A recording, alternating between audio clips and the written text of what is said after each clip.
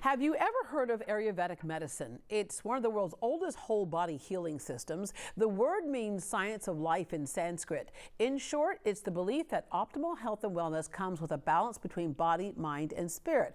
Applying the methods and philosophy can get complicated, but a new book makes it easier to understand and easier to put into practice. It's called The Body Already Knows, Intuitive Ayurveda, 21 Days to Reset Your Gut, Sleep, Mood, and Health. The author, Nidhi, Pandya, is a third-generation Ayurvedic doctor and educator and joins us this morning. Good morning.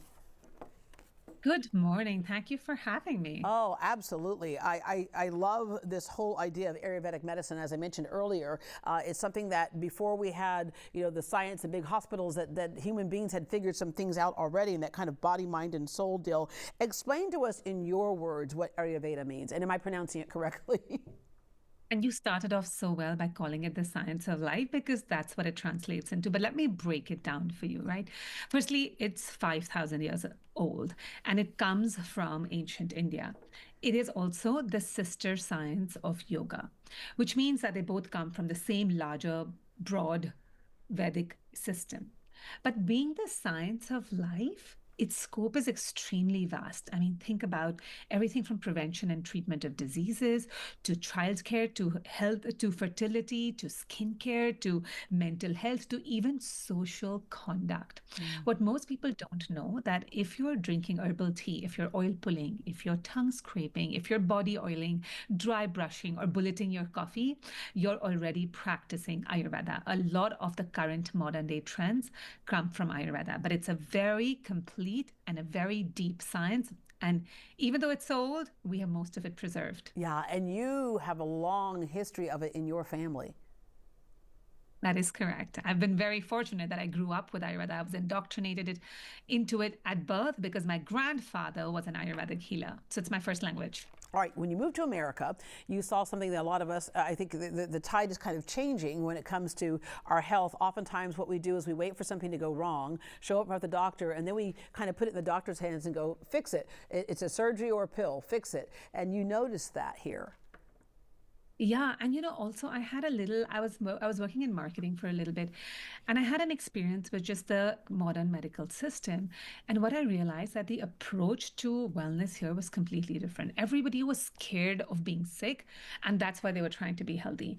And then I realized where I grew up with, like, wellness was this freedom of being healthy. It felt liberating. It expanded your life. It was not based out of fear.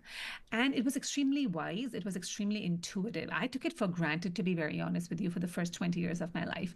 But when I experienced how people look at wellness in the West, I knew that they needed a deeper system. I knew that they needed something that they could come back to every day without feeling scared. Yeah, and something where we could have some control in our own hand. I think, fear, to your point earlier, fear oftentimes happens when you feel like you have no control. But as you said, you took it for granted for the first 20 years. I think we all take everything for granted. The first 20 years of our life, it's like, woo, right? But we start to realize that there's more that we can do to control kind of certain outcomes, or at least have a better treatment for certain outcomes. So you decided to make it modern, and sometimes that's all it is giving a modern twist to it. You wanted to simplify the ancient teachings, because when I started reading through some of them, it was like, okay, I need a book. Oh, we do have a book. That's what you did for us, right? It combines the ancient wisdom with modern science, psychology, the circadian health. You want this to be a ritual, not a routine. What's the difference between the two? Yeah.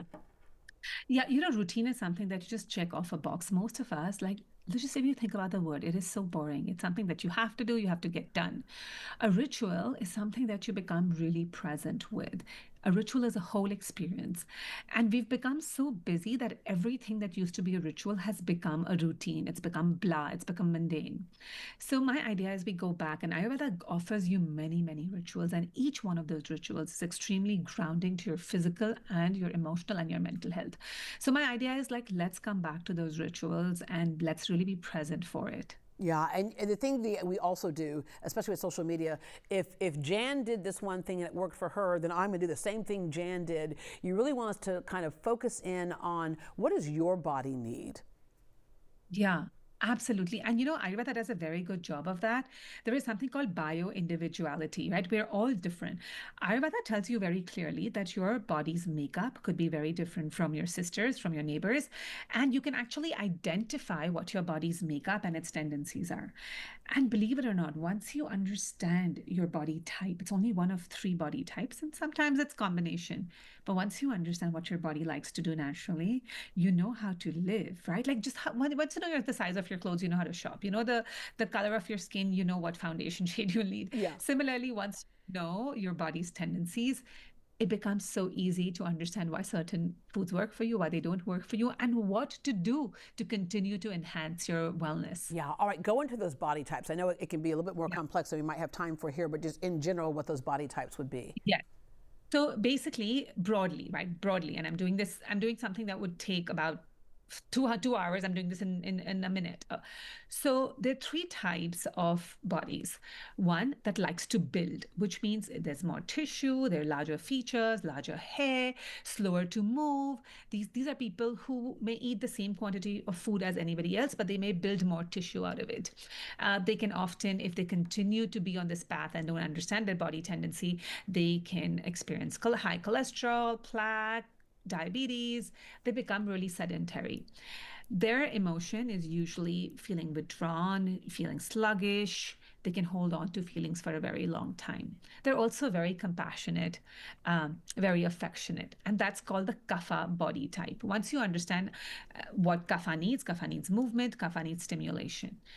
Then there are people who can be really inflamed, right? They're very active in their mind. They're hot. They're sharp. Everything in their body is hot. Their skin can be inflamed. They could have an acidic reaction in their system.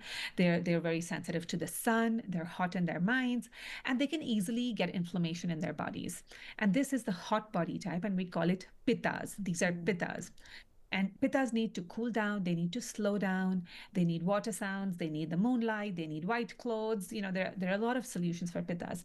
And vatas are the ones that get depleted very quickly. They can be a little scattered, like the wind, they're moving all the time. They can be, and they can experience anxiety, bloating, gas, sleeplessness, dry skin, dry hair. So that you have the builders, we have the hot inflammatory ones, and then we have the dry and depleted ones. So what you described are so many areas where disease sets in, where rapid aging sets in. You know what? Absolutely. Once you identify your body type, you understand what diseases your unique body is prone to. And you can also learn, how do I eat? How do I exercise? How do I live in a way that I'm not actually going to walk towards my peril? If you are a dry and depleted person, your solution may actually be less exercise, maybe more yoga, more flow, more movement, more Nidhi, please let mine be less exercise, please. No, I'm joking. All right, listen, we're going to take a break, and when we come back, Nidhi will share some of the rituals to incorporate into our daily lives for better mood, sleep, and overall well-being.